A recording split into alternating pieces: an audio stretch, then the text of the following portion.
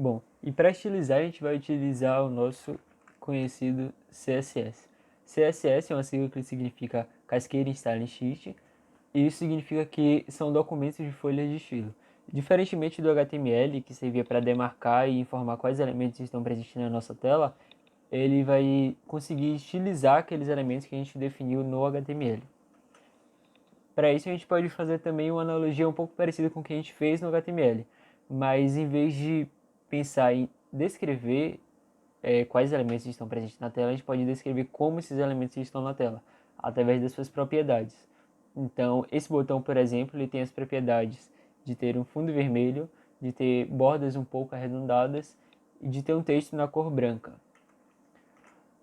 Diferentemente do HTML, a gente não vai utilizar tags.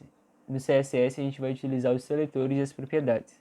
Seletores são as palavras que vêm antes das chaves, que significam os alvos daquele estilo. E as propriedades são cada propriedade, digamos assim, visualmente, que a gente consegue manipular. Então, nesse exemplo aqui embaixo, a gente vai usar como seletor um botão, ou seja, a gente vai aplicar esse estilo no botão, e os estilos são um background red e um border radius 12, ou seja, a gente vai colocar o fundo dele como vermelho e vai arredondar as bordas em 2 pixels. Agora a gente vai um pouco para a prática novamente, como a gente fez no HTML, porém a gente precisa, antes disso, dar uma buscada naquela parte que eu falei para esquecer de início, que são essas tags do template aqui. Bom, eu vou explicar um pouco o que cada uma delas faz. Essa primeira tag, ela serve para informar que o tipo do nosso documento é HTML, porque o HTML não é o único a utilizar esse sistema de tags. A tag HTML significa todo o escopo do nosso documento HTML, então ela vai delimitar onde começa e termina o nosso documento. O read e o body, que são os dois filhos imediatos do HTML, significam o conteúdo que não é renderizado e que geralmente é para configuração ou para link para outros documentos, e o conteúdo que é renderizado, ou seja, tudo que está no nosso body é o que vai aparecer na nossa tela, e tudo que está no nosso read são informações que não precisam necessariamente ser renderizadas, mas que são importantes para que o documento funcione de uma forma ok. Então, eu até acabei esquecendo de falar desse atributo lang aqui do HTML. Ele serve para informar o idioma do nosso documento. No caso, não é inglês, é PTBR.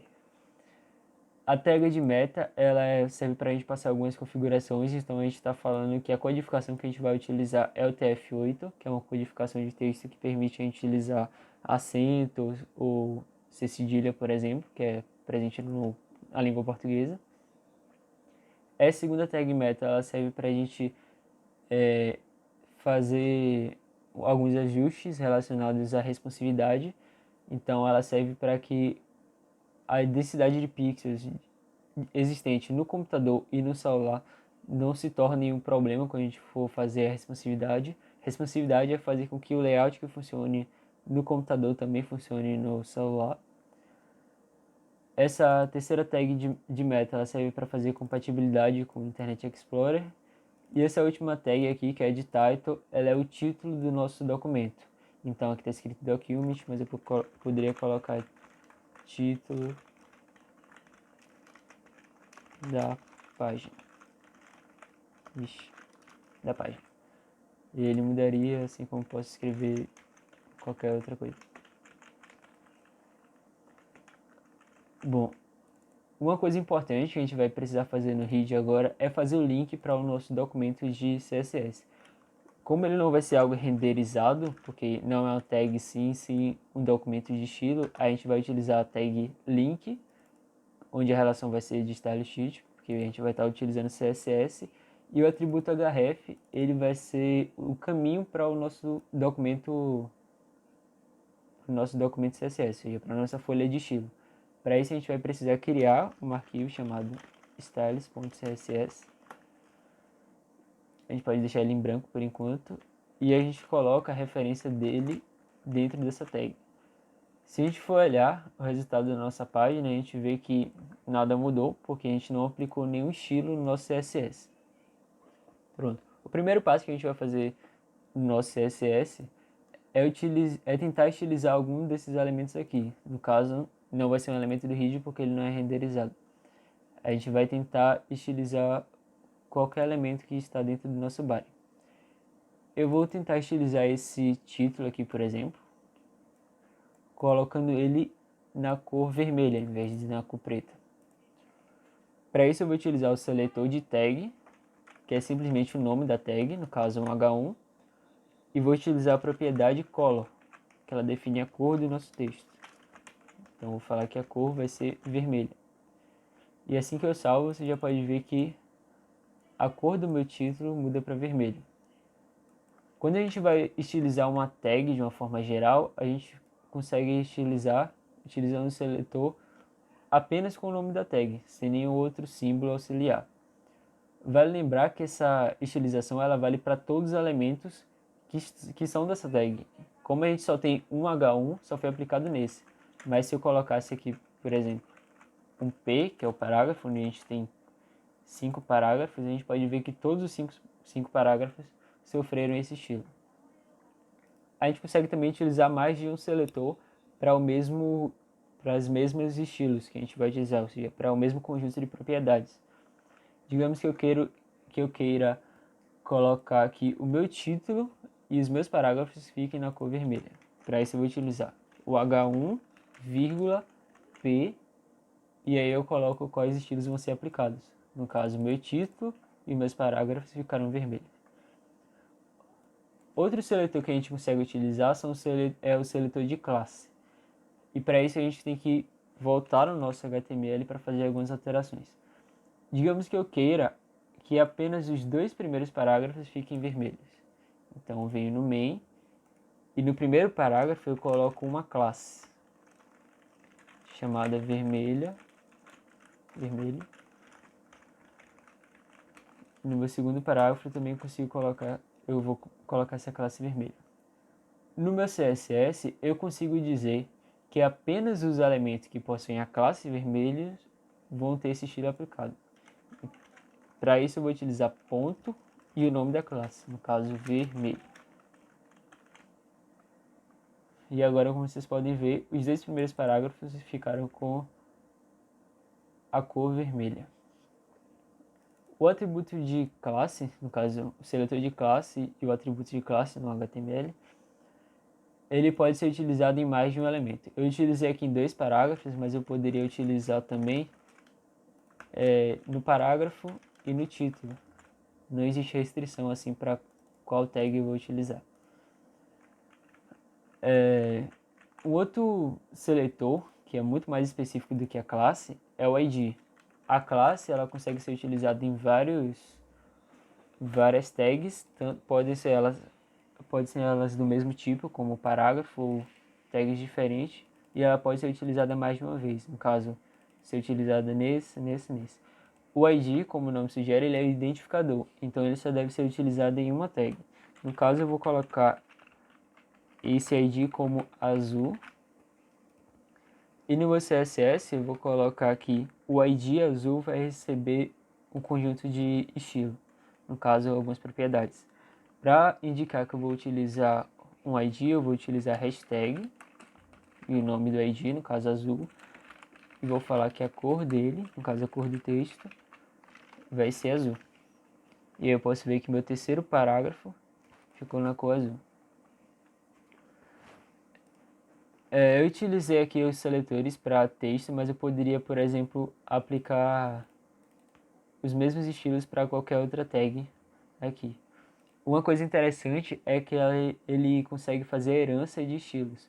Então, por exemplo, se eu tentar estilizar o header, no caso o nosso cabeçalho, com a cor vermelha, ele vai fazer com que tanto o H1 quanto o H2 herde esse estilo. Essa classe aqui não está sendo estilizada no nosso CSS, então eu poderia até apagar, por exemplo, que o estilo continuaria sendo o mesmo.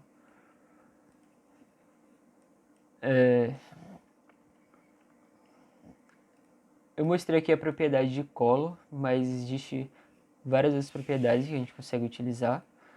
No caso, a do color ela vai mudar a cor do texto, mas eu poderia, por exemplo, mudar o fundo dela. No caso da header, eu poderia colocar aqui o background seria vermelho e que a color, no caso, a cor do texto, seria white, branco, no caso. Assim como existem as propriedades de borda, de padding, de margem, mas que a gente vai explorar melhor um pouco mais para frente. Agora, olhando para a nossa página, apesar dela estar estilizada em alguns elementos, ela continua muito feia. Mas a principal parte que dificulta o entendimento dela é que ela não possui um layout fácil. Então, os elementos estão jogados aqui e eu não consigo enxergar a divisão certa, nem formatar ele da forma que eu gostaria. Para isso eu vou abrir uma ferramenta muito complexa aqui, chamada Paint, e vou tentar desenhar como seria a minha página, no caso como eu imagino ela. Eu imagino que ela vai ter um menu aqui em cima, que vai ocupar a largura inteira. Logo embaixo dele vai ter o meu cabeçalho, que vai ter o título e o subtítulo, dessa forma. Aqui embaixo eu vou ter o conteúdo lateral, que é essa parte que está aqui, nova missão, que são temas relacionados ao conteúdo principal. E aqui eu vou ter o meu conteúdo principal, no caso, os nossos parágrafos. Abaixo disso, teremos o nosso rodapé, com as informações sobre a página. Bom, desenhado esse layout, a gente pode imaginar que ele está dividido em 3 partes. No caso, isso daqui seria um terço da nossa página, esse seria um outro terço e esse seria um outro terço. Como vocês podem ver, não existe proporção nenhuma aqui, mas isso é um rascunho. E a gente vai tentar fazer essa divisão dentro da nossa página, ou seja, através do CSS. Para tentar dividir de uma forma global, eu vou aplicar essas propriedades dentro do body, que é o elemento pai de todos os elementos que vão ser renderizados. No caso, eu vou até encurtar eles aqui para a gente conseguir ver de uma forma mais geral. Então, pensando que eu vou fatiar minha tela em 3 partes, eu posso utilizar o grid, que é muito bom para conteúdo que seja bidimensional, digamos assim. É como se eu estivesse fatiando tanto verticalmente quanto horizontalmente. No nosso caso, a gente quer inicialmente fatiar de forma vertical. No caso, criar 3 colunas, onde aqui vai ser a primeira, a segunda e a terceira. Para isso, a gente vai utilizar o display grid e vai utilizar uma propriedade chamada grid template columns, onde a gente vai informar qual vai ser o template de colunas a ser utilizadas. No caso, como eu quero criar 3 colunas, eu poderia colocar aqui um valor. No caso, eu quero uma coluna de 320 pixels e mais 2 outras colunas de 320 pixels. No caso, se eu abrir aqui e inspecionar, eu consigo ver que o meu body ele está com grid e eu consigo ver como está essa divisão. Então, aqui está a primeira coluna que a gente definiu, de 320 pixels. Aqui está a segunda coluna, também de 320 pixels, e a última coluna de 320 pixels. Como você pode ver, quando eu abro a página, no caso, quando eu redimensiono ela para a tela total, fica faltando um pedaço. E quando eu diminuo a tela, ele fica com espaço excedente. Isso é porque a gente utilizou aqui uma unidade de medida que é absoluta. Então, 320 pixels é o mesmo tamanho, tanto nessa tela quanto nessa tela. E para isso a gente vai tentar utilizar outras unidades de medida. As unidades de medidas mais comuns são pixel, porcentagem,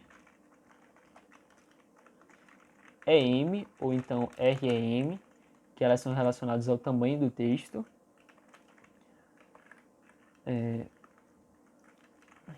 VW, VH.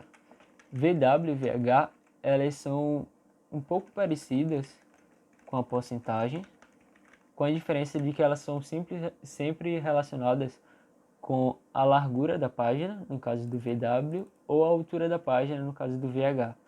Então, se eu utilizar 10 VH ou VW, eu estou utilizando 10% da largura total da página. Enquanto porcentagem, ela pode ser relativa a algum elemento que não necessariamente represente 100% da página. Digamos que eu tenha um elemento que ocupe metade da página e eu utilize 10% desse espaço. Então, vou estar utilizando 10% de 50% da página. Não necessariamente 10% da página em si. Bom, dentro do nosso template de colunas, a gente tem uma unidade de medida especial, que é a unidade de medida de fração. Para isso, a gente utiliza o número de frações que a gente precisa e as duas letras, que no caso é FR, simbolizando fração. Ele automaticamente vai fazer o cálculo de quantas frações resultará no total. No caso, a gente informou aqui que seriam 3 colunas, então cada uma dessas frações representa 1/3. Se eu quisesse, por exemplo, 4 colunas, eu faria isso, e cada uma dessas colunas representaria 1/4. Bom, se eu salvar aqui, eu vejo que o conteúdo não está mais extrapolando quando eu estou na tela pequena, e quando eu expando, ele também não fica faltando. Isso porque as nossas 3 colunas, elas ocupam 1/3 da página. Seja ela uma página grande ou uma página pequena. Bom, agora que a gente já conseguiu dividir de uma forma legal a nossa página, a gente tem que pensar em como fazer esses elementos ocuparem esse tamanho. Então, no caso, o meu menu vai ter que ocupar a página inteira, o meu cabeçalho também vai ocupar a página inteira, essa parte lateral ela vai ocupar apenas uma parte, e essa daqui do conteúdo principal vai ocupar uma parte um pouco maior. E para isso a gente vai mexer nos itens dele. O que eu quero dizer com item? Quando a gente está utilizando o grid, a gente pensa numa dinâmica de container,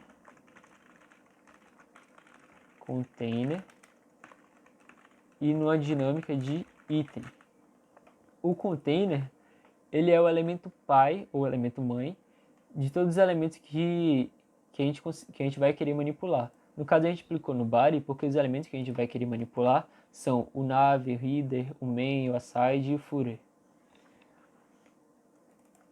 Então, no caso, o nosso body é o nosso container que vai ter o grid layout. Os nossos itens são cada um desses elementos. Então, existem algumas configurações que são relativas ao container, como por exemplo a quantidade de colunas, mas existem algumas configurações que são relativas ao item, como por exemplo quantas colunas aquele elemento vai ocupar. Pronto.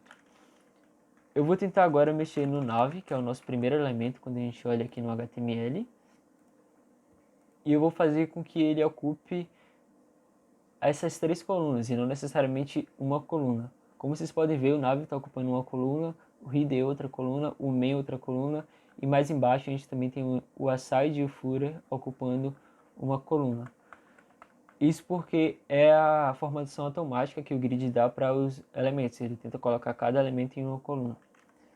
Para mudar isso, a gente vai utilizar a propriedade grid column, e ela possui column start e column end. Esse column start e column end significa a linha da coluna que ele vai estar iniciando e terminando. Então, no caso, eu quero que o meu nav inicie na linha 1, ou seja, ele inicie logo no início, e ele termine na 4. Por que 4? Apesar da gente ter 3 colunas, a gente tem 4 linhas. Essa é a primeira linha, essa é a segunda linha, essa é a terceira e essa última é a 4ª linha. Então a gente vai colocar 4. Se a gente salvar, a gente já consegue ver que o nosso nav ele está ocupando 3 células dessas, ou seja, ele está tendo a largura das 3 colunas, enquanto nossos outros elementos continuam com uma coluna, que é o padrão. Uma forma de a gente escrever isso sem precisar ficar duplicando e diferenciando o start do end é a gente fazer um igual e utilizar ou no caso o start, o valor de start, barra o valor do end. Então, aquela forma que eu fiz anteriormente é equivalente a essa. Então, se a gente for olhar o efeito, é o mesmo. Eu poderia fazer isso daqui para os outros elementos, fazer com que cada um tivesse o número dessas colunas. Como a gente está utilizando apenas 3 colunas, não é nada complexo. Mas existe uma outra forma de a gente trabalhar com layouts um pouco mais complexos, que vai facilitar bastante. Que é, em vez de simplesmente falar o número das linhas da coluna de cada elemento, a gente informar a área que a gente vai dividir. Então, posso comentar essa propriedade. E dentro do meu container, eu vou utilizar a propriedade grid template áreas, onde eu vou definir qual vão ser as áreas do template que eu vou utilizar. No caso, é como se eu estivesse imaginando que a minha página estivesse sempre dividida em 3 e que eu fosse listar o conteúdo de cada um desses elementos. Então, estando dividido em 3, nessa primeira parte eu teria o meu nav. Nessa segunda parte também teria o meu nav. E na terceira parte eu teria também o meu nav. Porque o meu nav ele vai ocupar 100% da página. Pronto. Para eu informar isso dentro do meu item, eu não vou utilizar a propriedade grid column. Eu vou utilizar a propriedade grid área e vou falar que a área dele é o nav. Então, se a gente olhar aqui, o efeito acaba sendo o mesmo. A diferença é que vai ficar muito mais fácil de a gente mudar isso através do container. Então, eu não vou precisar ficar mexendo nas colunas de cada um dos elementos, e sim eu vou falar qual elemento ele representa dentro das minhas áreas. Para fazer as outras linhas, eu vou colocar aqui o nome delas também. Então, se eu for olhar o meu rascunho, aqui o header também vai ocupar 100% da página, então vai ser header, header, header. Deixa eu fazer logo todas as áreas. Na minha terceira linha, eu vou ter o meu aside, vou ter o meu main e o meu main. Perceba que eu não vou precisar falar para o aside qual a linha que ele vai começar e terminar, porque eu estou definindo ele aqui no meu template de áreas. Então, o primeiro terço dessa parte vai ser ocupado pelo aside e 2/3 da página vão ser ocupado pelo main. E no final, o footer também ocupando as 3 colunas. Vou colocar em cada item qual grid área que ele representa.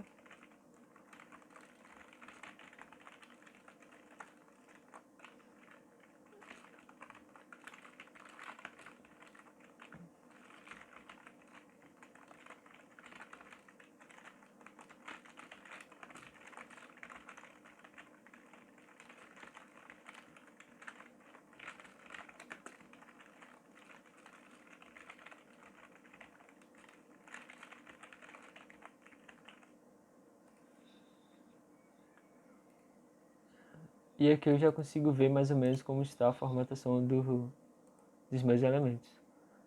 Se eu ativar aqui a visualização do grid, eu consigo ver que meu nav está ocupando as 3 colunas, o meu header está ocupando as 3 colunas, o meu main está ocupando 2 das 3 colunas, o meu aside vai estar ocupando uma dessas 3 colunas e o meu footer vai estar ocupando as 3 colunas. Perceba que no grid eu consigo manipular muito bem qual vai ser a posição de cada um desses elementos, sem necessariamente me apegar à posição que eles estão dentro do meu HTML. Então, pode ver que o meu main aqui vem antes do aside no HTML, mas como eu defini dentro do meu container que viria aside main main, ele vai posicionar o meu aside antes do main. Eu conseguiria fazer essa manipulação de qualquer outro elemento. Então, se eu quisesse colocar, por exemplo, o nave lá no final, eu consigo manipular ele, mesmo que ele seja o primeiro elemento do meu HTML.